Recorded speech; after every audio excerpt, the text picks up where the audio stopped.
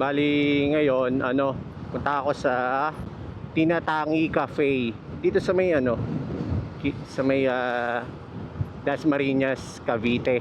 Oo, malapit lang naman. Parang 20 minutes from here. Dito ako ngayon sa Daang Hari. I-review ko yung magiging ruta kagabi. Sabi daw, diretso lang daw tong Daang Hari. Tapos pagdating doon sa may bandang Somo, kaliwa sa may ba yun? Molino Paliparan Road.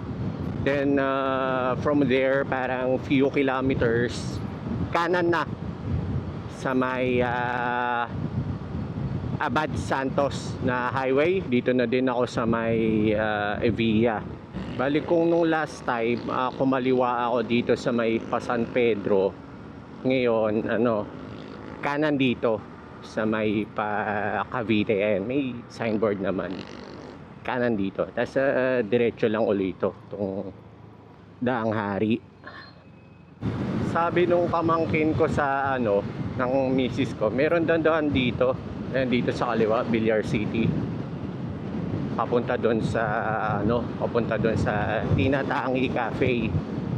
Mas malapit daw diyan. Tapos yun, less traffic kasi private vehicles lang nandiyan eh. Kaso yung rules diyan, parang expressway rules eh. Hindi pwede yung mga sub 400cc na motor. So mga big bike lang pwede, tsaka mga private vehicles. Ito masarap sa kapag babiyahe ng Devil's R kasi walang traffic. Yun nga lang, mainit. Lalo na ngayon, putang ina, sunod-sunod yung parang cancellation ng face-to-face classes kasi nga sobrang init eh. Kung pwedeng hindi lalabas, talagang wag na lumabas. Dala na lang tubig, daming tubig. Tapos kaya sabihin ng iba, ba't sa labas ka ngayon, ng init-init nga. Hindi, pero kasi parang commitment lang ba? Kasi parang alam mo yun, nag-set lang ako ng KPI sa sarili ko na once a week makagawa ng video.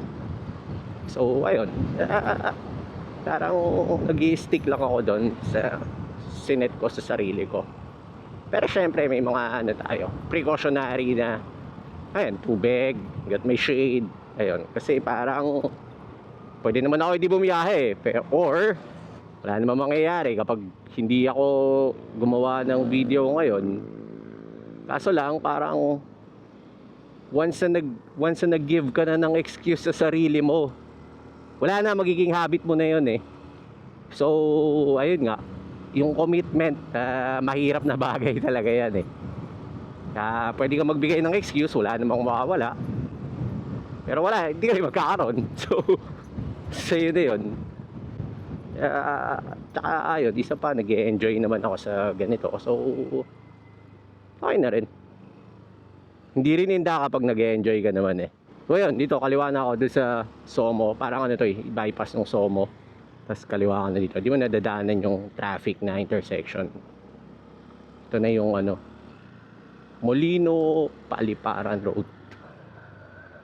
Oh, di pa ako naabot. Kababang pila ulit at magaling bumakos sa auto si kuya eh. Dito na ako sa may Molino Paliparan Road. Tapos kakanan na ako doon sa may Jose Abad Santos. Ayan usually busy tong kalsada na to eh. Pero dahil ayun nga, Devil's R, tinatamad lahat ng tao lumabas maluwag yung kalsada. Kakaramihan ako either nasa trabaho, nasa school, or tinatamad lumabas. Yung mga nasa labas lang ngayon, yung mga taong kailangan gumawa ng video para sa KPI na sinet nila sa sarili nila. Ito na pala, to? Boundary ng Dasma. Half arc. Pero maganda. Hindi nga lang buong arc, pero maganda. Nalilito ako dito sa mga city ng Cavite, para sa akin lahat magkamukha eh. Dasma, Bacoor, Imus. May mga kakilala ako na mga nakatira dito, pero hindi ko alam yung distinction ng mga town. As lagi sinasabi, sa may pure gold. Tangina, lahat may pure gold eh. Anong pinagkaiba ng pure gold niya sa ibang pure gold?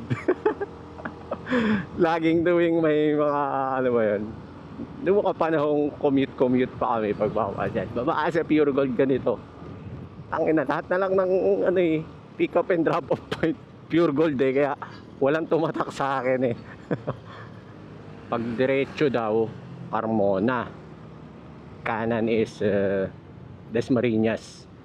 So kanan ako dito sa parang Wishbone. Tinignan ko yung ano, yung ano itsura nung Tinatangi Cafe sa Facebook, ano social media nila, TikTok, Instagram. Okay rin eh, panalo. Pero parang mas maganda pumunta ng gabi doon eh. Meron pa sila nung tree house. Hindi ko alam kung yung tree house na yun ay open tree house, parang platform sa puno.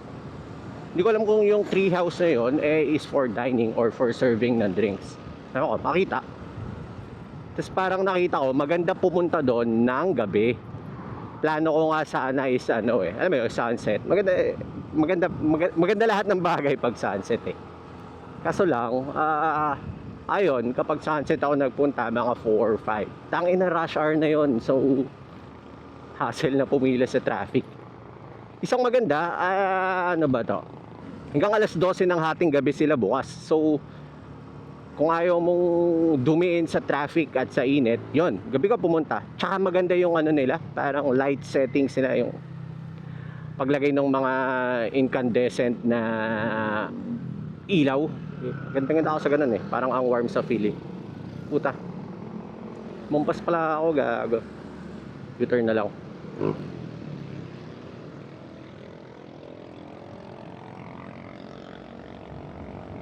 Lapit na eh. Kakakwento eh. Maliit lang kasi ng kalsada. Ito, meron pala. Maliit lang talaga, hindi mo siya makikita. Kala ko road to. Ano pala yung ano nila? Ayun. Hindi, kalsada nga. Saan yung daan dito? Bro, excuse me. Saan dito yung ano, Tinatangi Cafe? Diretso lang. Salamat ah. Dito po sa... And then, saan ang parking? Good afternoon. Yung sa Tinatangi Cafe po? Saan po yung parking? Dyan na lang. Thank you. Ito na pala.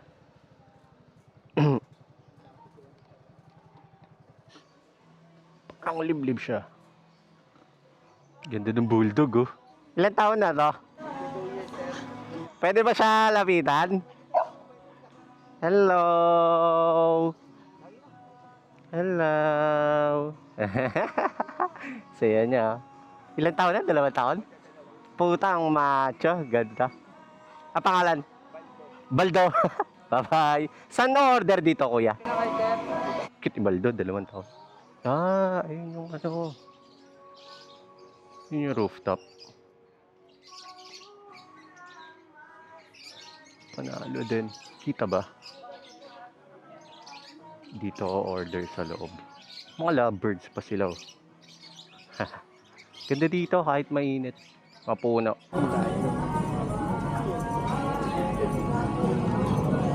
Cool.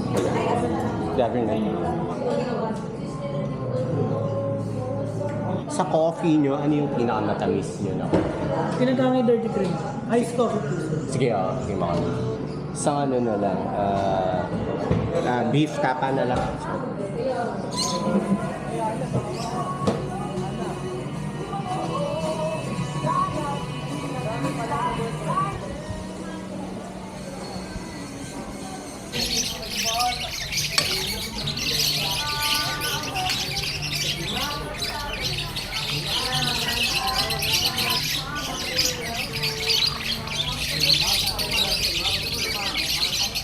Bali, uwi na rin.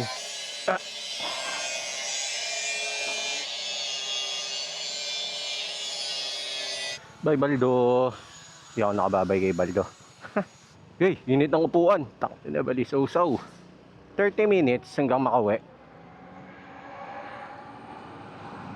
Ganun ulit. Ganun pabaliktad lang yung ano.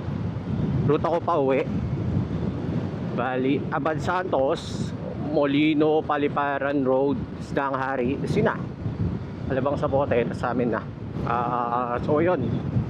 Dito na uli ako sa ano, Stanghari. Diretso na lang to, tumbok na ito, ano, alibang sa pote na. Tapos, sa amin na. Anong magiging verdict ko dun sa Tinatangi Cafe? For the place, ano siya, 10 out of 10, panalo. Sobrang ganda yung lugar. Tsaka hindi siya aesthetic eh, natural siya eh. Yung puno, legit na puno eh. Hindi siya peke. Ang presko niya, lalo na ngayon, medyo mainit. Napakataas ng recorded heat index for this past few days. Pero pagdating mo doon, hindi mo ramdam yung init kahit al fresco ka kumain. Ganun ka relaxing yung lugar. Tapos yung background music, tangin na panalo. Yung 90s, 2000s sa Tunog Kalye, tangin na panahon ko yun eh. Alakas relax. Tapos yung staff nila, napakababait, sobrang bait. Di ko alam kung bakit, pero tangin na. Alam mo mga ano eh, mga may-ari rin nung ano, mga owner din ng resto. Ganun kababait yung staff nila. Yung mga staff nila, sobrang dami.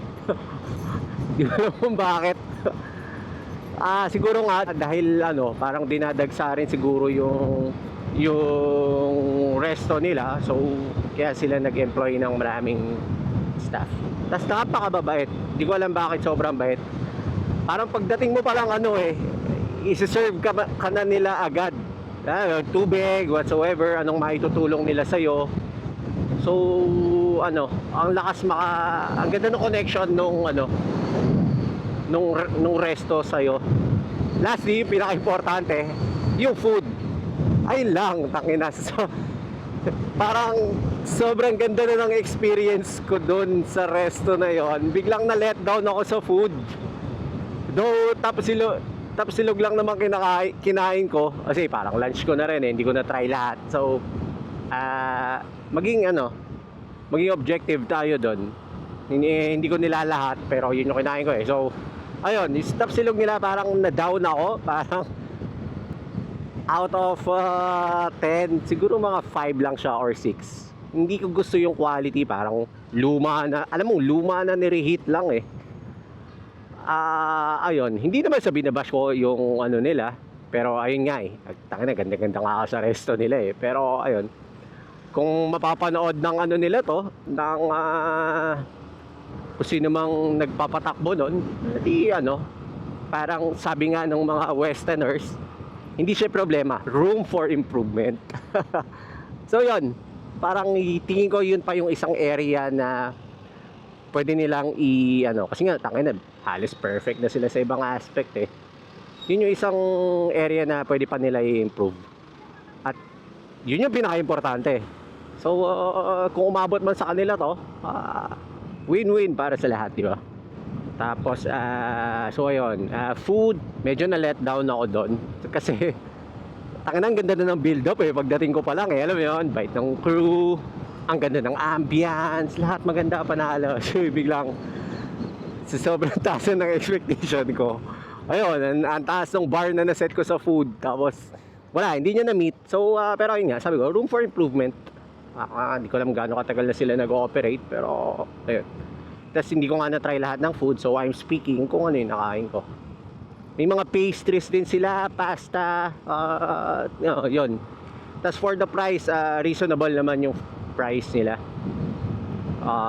Coffee, yun pa pala. Yun yung main na ano nila eh, product eh.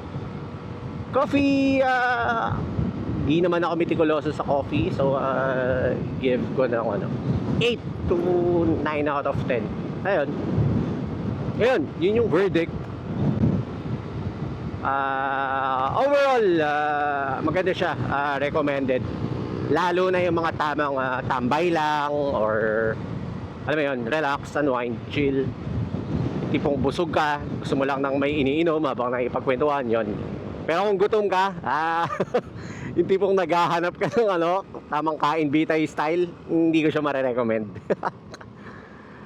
Tipong gusto mo talaga magpakabusog, hindi ko marirecommend. Kung makakakain ka, kasi gutom ka, pero hindi mo ma-indulge yung food. Pero sabi ko nga, hindi ko binabash, room for improvement. At the end of the day, kung i-take na constructive criticism, panalo lahat. Panalo yung resto, panalo yung customers, yan. Win-win, di ba? Pero to end the verdict on a good note, ayun, highly recommended, napakaganda. Other than the things that I've said, na mga nanitpick ko, panalo, maganda yung recommended. Ayun, dito ko na lang din tatapusin tong video ko. Hanggang sa susunod na upload na lang ulit. Out na.